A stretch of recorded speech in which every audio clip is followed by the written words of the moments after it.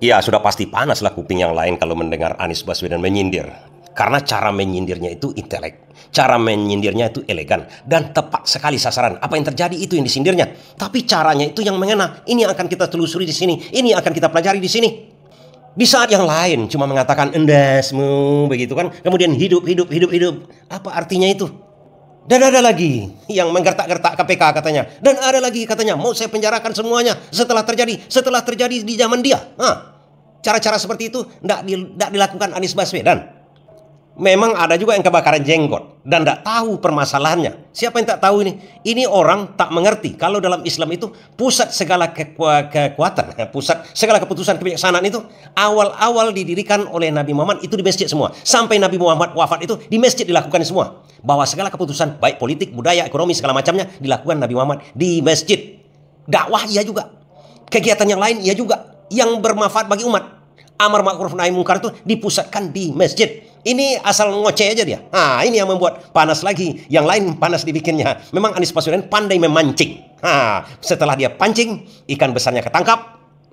Tapi yang akan kita lihat di sini adalah bagaimana sih cara Anies Baswedan itu mengetengahkan sesuatu dulu. Sebuah ide dulu dikatakannya. Dan dikorelasikannya dengan keadaan yang nyata sekarang nih. Ini luar biasa kawan-kawan. Coba kawan cermati dulu. Ada sebuah ide, gagasan dia. Kemudian tiba-tiba masuk dia situ. Dan karena yang mendengarnya adalah mahasiswa yang tiap hari didoktrin, tiap hari diajarkan, punya ketajaman analisa, tentu saja ini ngakak dibuatnya. Inginnya dikerjakan cepat, sesegera mungkin, segera peletakan pertama, segera peresmian, supaya pada saat siklus pemilu berikutnya bisa ditunjukkan hasilnya. Dan itu memang boleh-boleh saja, tidak ada yang salah dengan itu. Kan memang kebijakan mau ditunjukkan pada publik, bukan? Tapi untuk urusan pembangunan manusia, waktunya tidak bisa 5 tahunan. Tidak bisa. Kalau ekonomi, infrastruktur bisa. Bikin jembatan 1 tahun selesai. Bikin gedung 1,5 tahun selesai. Gelanggang mahasiswa itu cepat selesai. Pangling soalnya. Gelap juga ya di situ.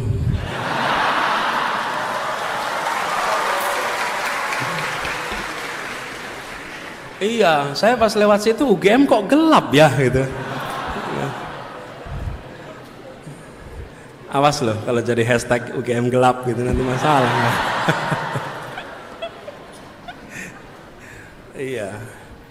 Padahal dulu di sini tuh cerah-cerah semuanya. Dulu warnanya oranye, bata. Dulu. Nah, membangun itu cepat. Membangun bandara cepat. Yang agak lama itu bangun ibu kota. Itu agak lama ini. Wow. Topiknya kan sederhana sebenarnya, masalah pendidikan yang tak diperhatikan oleh pemerintah saat ini. Tapi isu-isu yang terjadi sekarang masuk ke situ semua. Dan itu nyata. Dan bagaimana Anies Baswedan menyoroti masalah hukum, peraturan. Mematikan demokrasi ada 3 juga caranya. Udah dipraktekin. Ini jangan dikasih tahu katanya, udah dipraktekin. Satu, ganti aturan main. Bener nggak tuh? Yang kedua, singkirkan lawan dari pertandingan. Jangan sampai ikut pertandingan. Yang ketiga, kuasai wasit. Sekarang kita lihat bagaimana Anies Baswedan menanggapi masalah serius. Kenapa kok nggak sekeras dia pidato-pidato di masjid-masjid UGM menanggapi kasus Tom Lembong? Kenapa nggak sekeras itu? Untuk ikut menyaksikan proses pengadilan berlangsung. Dan saya datang untuk menyampaikan harapan agar majelis hakim akan bertindak dengan seksama, dengan objektif, dan mementingkan kebenaran, kepastian hukum, keadilan di dalam memutuskan perkara ini. Harapan kami besar, kami sangat menghormati, kami percaya Majelis Hakim akan bisa memutuskan sesuai dengan harapan yang tadi kami sampaikan. Jadi tujuan kami hadir hari ini, saya ingin secara langsung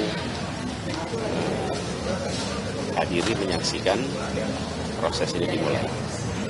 Itu aja. Di sini saya ingin membuatkan sebuah analisanya kepada kawan-kawan. Bagaimana elegannya Anies Baswedan menyindir kepada pihak-pihak tertentu. Kenapa Anies Baswedan begitu lunak waktu menanggapi masalah Tom Lembong di persidangan sekarang. Sekarang, pada waktu Tom Lembong lagi ditahan. Ini kuncinya. Anies Baswedan tak mau masuk ke persoalan. Karena dia tahu, hakim itu adalah karyawan negara, digaji oleh negara. Kita tahu, yang memutuskan hakim itu bisa menjadi hakim sekarang itu Kementerian Kehakiman dan MA. Dan hal itu sudah dikuasai oleh yang kata Anies Baswedan tadi itu, merubah peraturan, permainan, kemudian kuasai hakim, kuasai wasit, itu semua itu nada-nadanya di sana itu korelasinya ke sini. Dia tidak mau juga.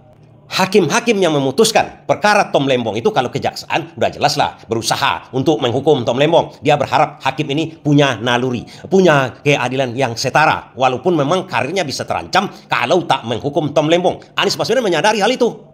Kalau dia terlalu keras dalam hal ini, hakim bisa aja dari atasnya, petinggi-petingginya yang merubah-rubah peraturan permainan, kata Anies Baswedan, yang menguasai wasit Sirekap KPU dulu itu kata Anies Baswedan, bisa saja mengarahkan hakim. Hukum seberat-beratnya, bersalah atau tak bersalah, Tom Lembong harus dihukum. Kalau tidak, berhenti kau besok pagi menjadi hakim. Itulah kira-kira. Makanya Anies Baswedan hati-hati mengomong. Itu tanda sebuah kepintaran. Dia juga kasihan kepada hakim-hakim yang sekarang seakan-akan dijadikan jongos untuk orang-orang tertentu untuk menghakimi sahabatnya. Satu lagi, memang mungkin saja Anies Baswedan berpikir, apakah memang Tom Lembong tak bersalah sekali? Karena begini kawan-kawan, tak tahu kita apa yang dilakukan oleh kawan kita, apa niat kawan kita. Yang pasti kita dari rekam jejaknya selama ini Tom Lembong tak pernah berbuat korupsi. Kok sekarang tiba-tiba dijatuhi hukuman, ditersangkakan masalah korupsi. Anies Baswedan tahu betul, karena dia seperti Pramono. Pramono dia mengerti betul, punya janji dia sama Pramono, Pramono menepatinya. Dia yakin kepada Pramono ini. Begitu juga kepada Tom Lembong. Kepada Pramono dia yakin janjinya akan ditunaikan, sudah ditunaikan oleh Pramono sekarang. Diberikan kunci Kampung Bayam oleh Pramono yang dijegal oleh Heru Budi. Kan itu sederhana kita melihatnya. Dia kepercayaan Anies Baswedan kepada Pramono sama kepercayaan kepada Tom Lembong. Bahwa Tom Lembong tak bersalah. Itu kepercayaan dia. Tapi wasit kan sudah dikuasai waktu Pilpres kemarin. Peraturan kan sudah dirubah di tengah permainan. Dan ini barangkali juga untuk mengeluarkan pemain-pemain untuk 2029. Itu makanya Anies Baswedan hati-hati. Ini namanya orang yang punya intelijensi yang cukup. Terima kasih.